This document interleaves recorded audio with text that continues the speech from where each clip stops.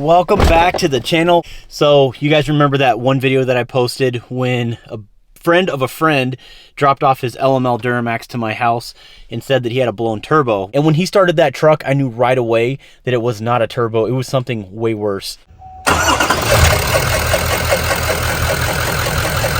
But long story short on this one, we pulled the cab, we pulled the injector, we stuck a camera down there, and look at that.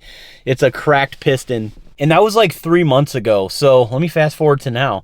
A relative of mine told me that he took his truck to the dealership because he was having turbo issues. The dealership charged him like $600, crazy, to install a vane position sensor. And if I'm not mistaken, about a month later, the engine light turned back on, another turbo code, and the dealership basically told him that it will need a new turbo. And I know you're not surprised about the high inflated cost here, but the dealership quoted him at $8,000 to replace this turbo. That is insane. I told him to bring the truck to my house, and we have it here now, and I have not looked at it. So I'm going to turn the camera on. We're going to look at it. Hopefully it's not a blown engine, which I don't think it is because he drove it here. It runs fine. There's no smoke or anything like that. But what could it be? But I'm pretty positive that the vanes are stuck. I don't think it needs a turbo relearn, which I don't think the dealership did. Now, if the vanes are sticking on the turbo, I'm going to go ahead and just remove the turbo. So I'm going to pull the cab in this video. I'm going to go ahead and just split the turbo in half. I'm going to look at the vanes, make sure they're all freely moving. I mean, what could it be? So the truck's been running for about 30 minutes now. We're about at engine temp. Actually, we're at engine temp right now, so we're good to go. We have an engine light on the dash. We have 91,000 miles on the truck. The first code that pops up is a P003A, very common. Turbo boost, control position, not learned. But I do want to check the desired versus the actual. Okay, so our desired vane position is at 90%, and that's what the desired is calling for. So the engine's saying, or the ECM is saying, that we need to be at 90% as it's sitting, where the vanes are.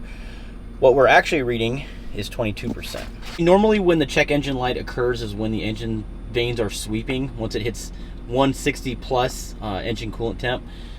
If it's not directly going up to 100 psi or 100% and then jumping down to 0%, if it doesn't perform that function correctly, it's going to throw a check engine light.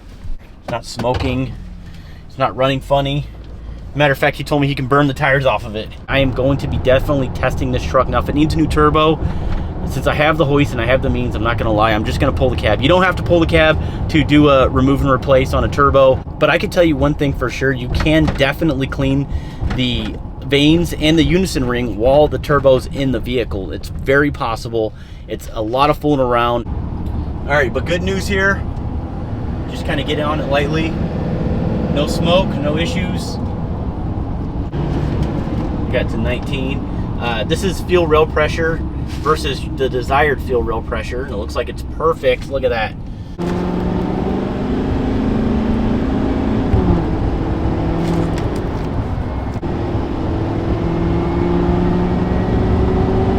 All right, 26 psi. Pretty much where it should be. I am hearing a really weird whistle noise coming from the turbo. That's interesting. A little underpowered. Not terrible though. Now you don't want to beat on your diesel truck. That's not what I'm saying, but open her up, get it on the highway, use the engine brake if you have one. Every once in a while, turn that engine brake on. You want to close those vanes completely. Add a little bit of pressure to that turbo, turn that engine brake off, let those vanes open. Sometimes that unison ring does get stuck though. I mean, you got to think about it. The exhaust coming from those up pipes are going right into that exhaust housing, building up a lot of carbon, building up a lot of soot. That can also play a huge factor into it. And also the truck sitting, just building up condensation, things like that. So it's always a good idea to go ahead and just open her up when you can.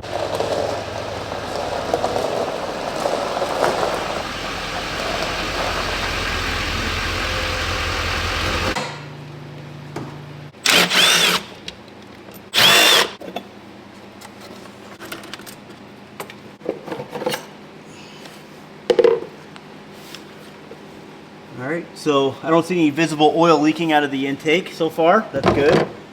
It's very possible that some of the vanes are actually hanging up. That could be one.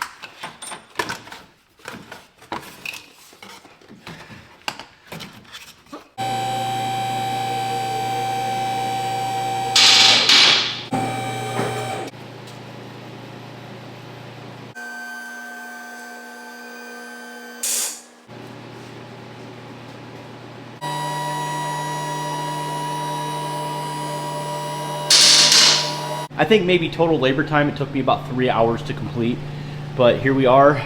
But yeah, I'm gonna go ahead and remove the heat shields. We're gonna go ahead and split this turbo in half. I wanna look at the vanes. I'm curious to see what that ring looks like.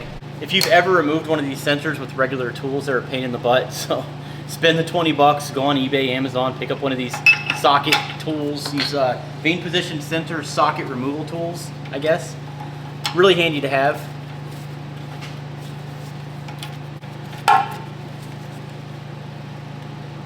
You guys see that little mark right there? That's actually what rides on the unison ring. And it seems like when I push it in and out, it feels really nice. It feels like it goes in and out just fine.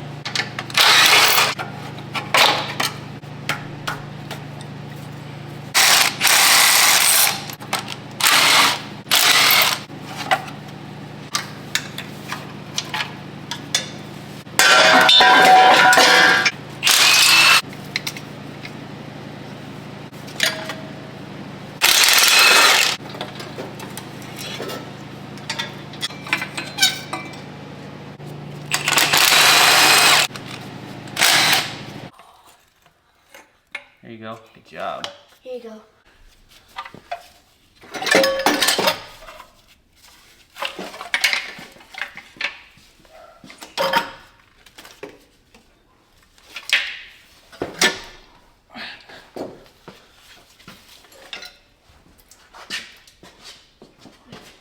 All right, so that was pretty simple with the cab off, obviously. I didn't remove the EGR system.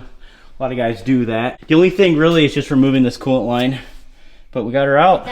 Is that kind of like a boost? Like, you know, on like racing games, it had a boost. Yes, it's a boost. It makes it go fast. That's the most important part that goes to the engine. Yeah, well, that's the most important part is the engine, and this is what makes it fast. This is what makes it whistle. Remember how it whistles? Yeah. How's it whistle?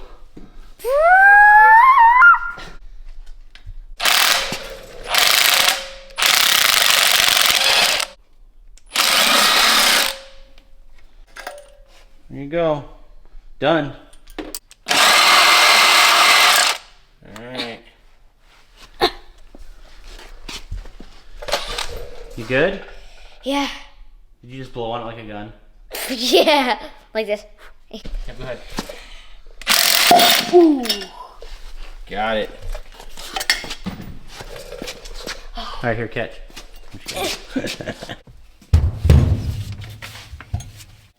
So we are getting a little bit of side-to-side shaft play, but it's not bad. Remember, this rides on oil. But what I really care about is in and out, which is nice and tight. I would say excessive shaft play is if it's touching the housing. So if you're going side to side and you can actually touch the compressor housing, then we got issues. But what I really want to see is the vanes.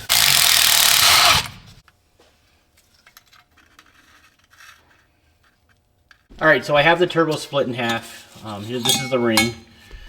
And I have not messed with the vanes yet on purpose. I just want you guys to see what I'm seeing here. So these are supposed to move freely. And this is exactly what's causing our issue. I can already tell right now just by touching this. Just by barely touching that. Okay, that one's moving. So this one's freed up. That one's not. That one isn't. That one isn't. That one's kind of. Look at this. Yeah, you see what I'm saying, guys? These vanes are not moving unless I forcefully push them. Definitely stuck. That one's really on there. That's our issue. That's what's causing our issue. Our vanes are not opening. This unison ring is supposed to force them open and close like that. And here's the lever. That's how it actuates it. But realistically, I can get these freed up, no problem. Get everything back together. That one's really stuck. I mean, in theory, I can clean all this up, you know, break these free, break them loose, get the unison ring back on, put this back on, and we should be good to go. But then again, I don't want to chance that because we could run into the same exact issue. It is a stock turbo, and we're going to throw an RDS 10 blade pro stock charger in this thing. No need for tuning. It's going to run really good. It has a billet compressor as well, which is good. So lightweight wheel. Now, if you run into this issue, you don't have to pull the turbo to clean up these vanes. You drop the downpipe You take some oven cleaner, spray it in the back of there to where it gets all of the veins. You can take this, remove the snap ring. This is actually a plunger. You could put a bolt in there, remove the plunger out, put a rod in there with a little hook, and just push that rod in and out. And what it's going to do is it's going to move this lever right here, right? And what that's going to do is it's going to turn the unison ring, and you're basically just pushing it in, pulling it out, pushing it in, pulling it out as you're shooting oven cleaner in there, which, like I said, you have to remove your downpipe in order to do that. Get it on all of the veins. Just keep pushing, and eventually it's going to free up all of them. So that's sort of the idea. Some guys, instead of dropping their downpipe, believe it or not, will drill 2 holes, one here and one here. Once they do that, they're going to tap it and then put bolts in them. So if they ever have to clean their veins, they can. But in a sense, you can take that oven cleaner and shoot it right through the hole until it comes out this side.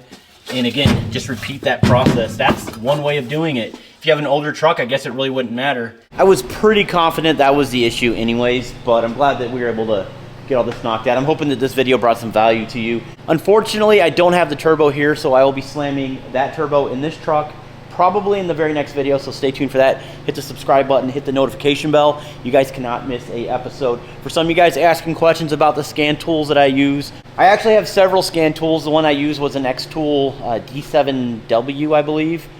But I mean, really, any scan tool is going to pick up the vein position sensor percentage. So make sure you guys check that. Check your desired versus your actual, and make sure that it's normal. Make sure it's syncing up. But again, this truck is a 2013 with 91,000 miles on it. It definitely has been sitting around a lot. I'm also really glad that it wasn't the issue that I was thinking about when I was on the phone with him, which would have been an engine. Of course, a cracked piston like the last LML Duramax that we had here in the shop. If you want to on the fly check your vein position while you're driving, which I regularly do, pick yourself up an Insight CTS3 monitor. I sell these on my website. I also sell RDS turbos. This one wouldn't work for this. This is for an LB7 Duramax or an 01 to a 2004, so we can't actually use this one. I should have that turbo here in the next couple days. I'm gonna go ahead and slam that back in here, put the cab back down, and we're gonna go ahead and get this truck running. And before I let you guys go, Happy New Year. I am so glad that you guys have been a part of this channel, been subscribed for a while, and some of you new subscribers, welcome.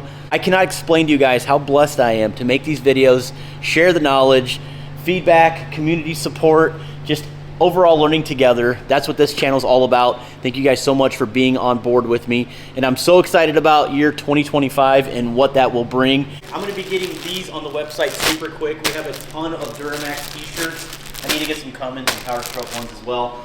But just bear with me, we have a lot of toolbox magnets. These are sweet. I get these questions weekly. When am I gonna get these Duramax diesel shirts back in stock? Well, I have them in stock, and I'm 100% sure that I'm gonna run out really quick. So pick up a shirt. But that is all the time that we have. We will see you on the next one. Stay tuned.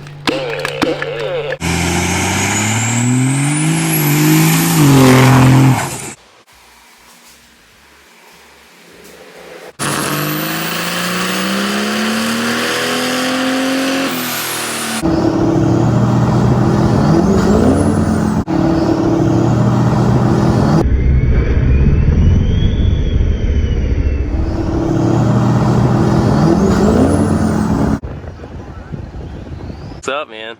It didn't look too good out there. Did you hear it? No, not really. I didn't really hear anything. I don't know. I think it's the output shaft or the transfer case. Oh, it's in park. She rolling? Yeah, she's rolling, dude. That's no bueno. No bueno. sorry, Mrs. Truckmaster.